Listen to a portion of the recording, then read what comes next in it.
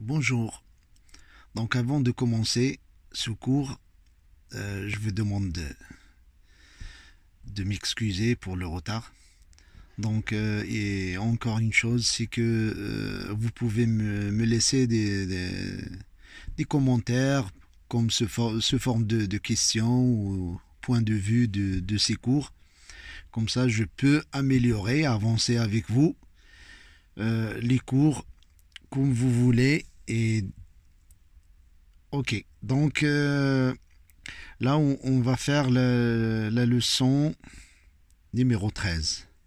Et je vous demande aussi de ne pas aller trop vite et d'enchaîner les vidéos.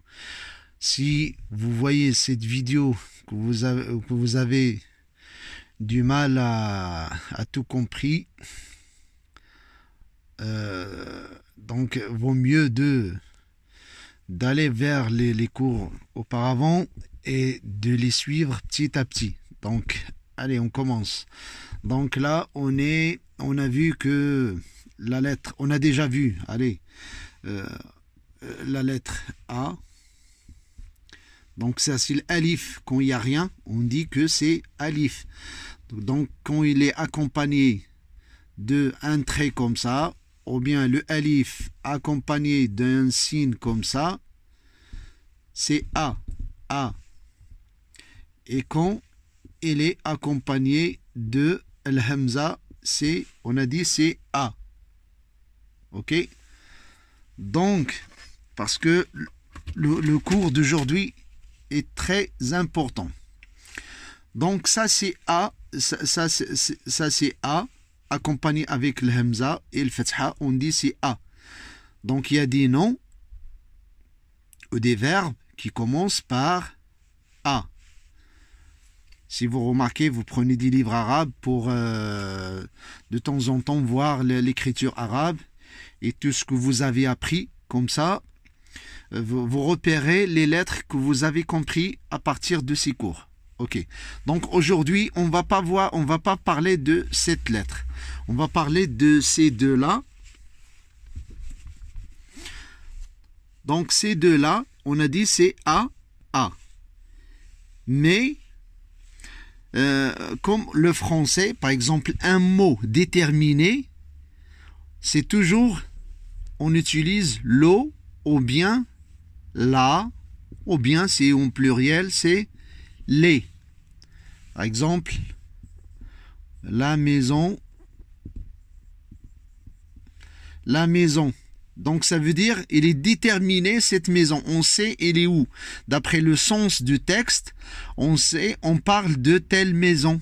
Donc, mais si on met que une maison,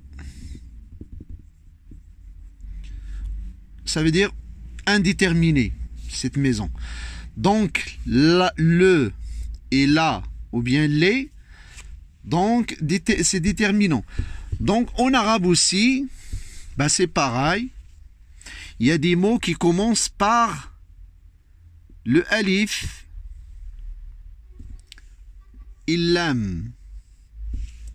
Si vous vous souvenez de l'am, on a dit l'am, il est comme ça. C'est comme un parapluie. Ça descend un petit peu, comme ça.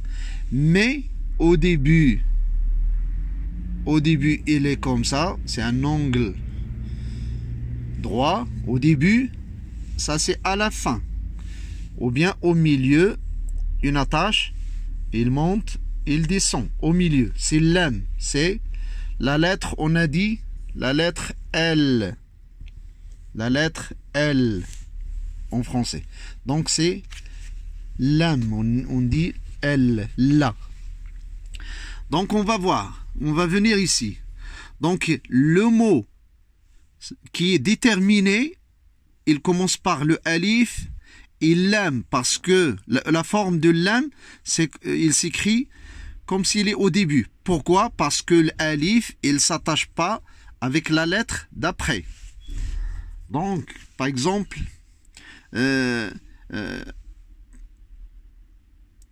al-masjid.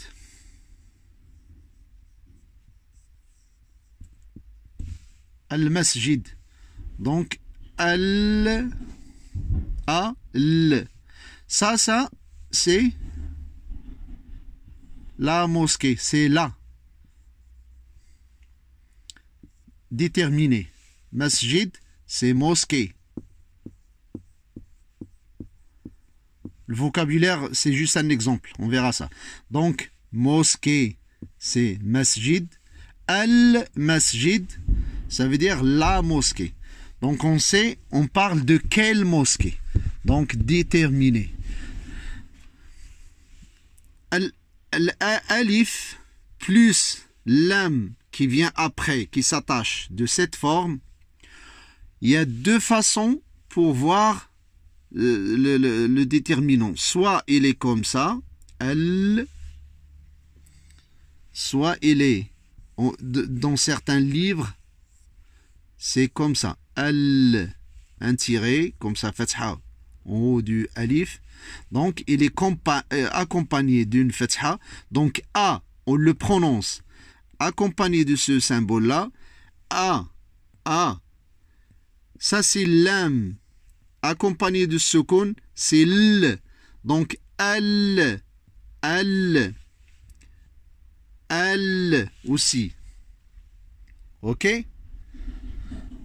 Il y a une chose qui est très importante aussi. Il y en a des mots que vous allez voir dans certains livres, beaucoup, c'est dans le vocabulaire en arabe, ils sont comme ça, ou bien comme ça, mais l'âme, il n'y a rien.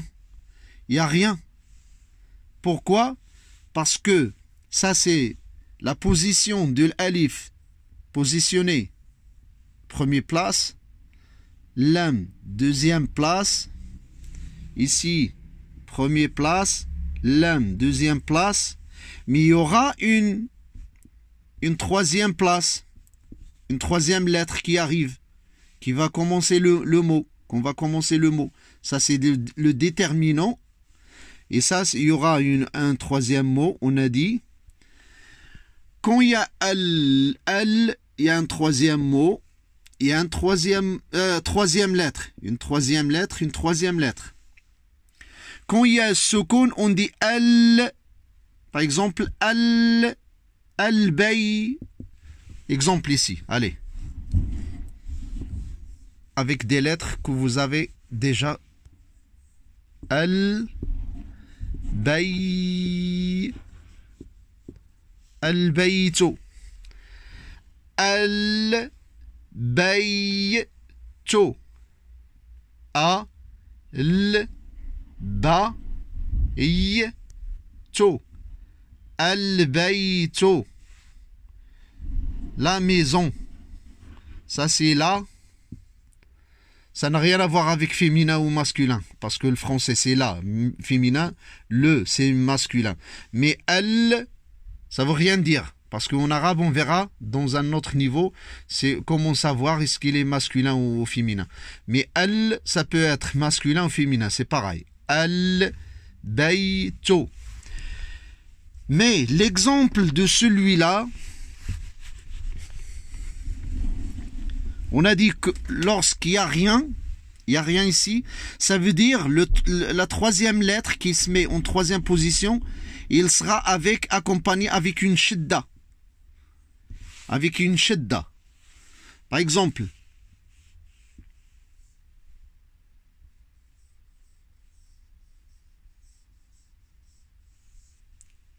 ça c'est chat, on verra ça après, dans les cours qui viennent. Ash-shamsu, le soleil,